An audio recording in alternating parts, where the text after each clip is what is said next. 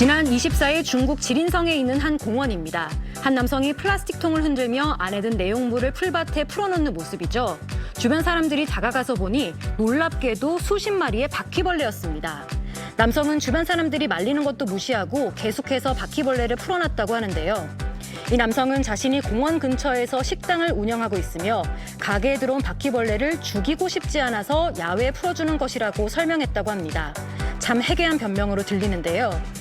이에 앞서 중국에선 이달 초에도 아파트 화단에 바퀴벌레를 풀어놓는 여성의 모습이 포착돼 논란이 된 바 있습니다. 중국의 전염병 방지법엔 전염병을 유발할 수 있는 행위를 하는 사람에 대해서 엄격한 조치를 취한다고 명시돼 있다고 하는데요.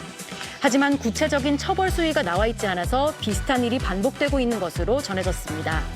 누리꾼들은 해충 방생이 독을 살포하는 것과 뭐가 다르냐? 공공환경을 오염시키는 테러인데 왜 처벌을 못해? 땅이 넓어서 그런가 정말 별별 사람이 다 있네 등의 반응을 보였습니다. 중국 칭하이성 거얼무시 구기자 유명산지로 수확철이면 도매상들이 몰려듭니다. 농장에서 구기자를 구매한 도매상들을 따라가 봤습니다. 농장 근처 공터에서 하얀 가루를 넣은 물을 구기자 위에 뿌립니다.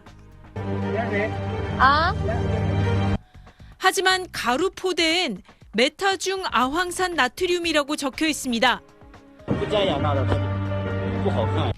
메타중 아황산 나트륨은 방부제로 과다 섭취 시 소화기 장애, 알레르기 반응 등을 유발할 수 있어 구기자엔 넣을 수 없습니다. 간수성 징위안현의 또 다른 구기자 농장. 한밤중 창고에 가보니 바닥 곳곳에 노란색 물질이 눈에 띕니다. 记者仅仅挑开了一个口子，就瞬间吸入了大量刺激性气体，呼吸困难，流泪不止。 선명도를 높이려 유황연기로 열매를 그을리는 훈증 과정입니다. 문제는 식품용이 아닌 공업용 유황을 사용한다는 겁니다.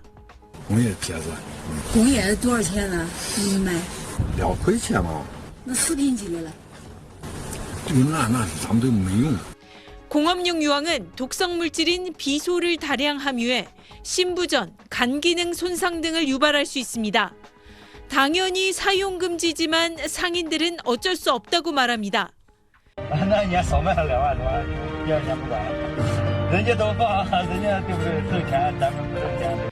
구기자는 요리와 약재, 차 등에 두루 쓰이는 재료로 문제의 농장에서 생산된 구기자는 중국 전역에서 유통됐습니다. 화학물질 범벅 논란이 커지자 중국 당국은 특별조사에 착수했습니다. 베이징에서 SBS 권란입니다. 중국 유명 프랜차이즈 허거 식당에서 음식을 먹고 나온 모녀입니다. 허거를 먹고 난 뒤 혀가 새까매졌다고 말합니다. 我想让我妈看一下我的舌头好像被烫到了，怎么是黑色的？ 허거에 넣어 먹은 식재료 중 원인이 될 만한 건 없었다며 의아해합니다.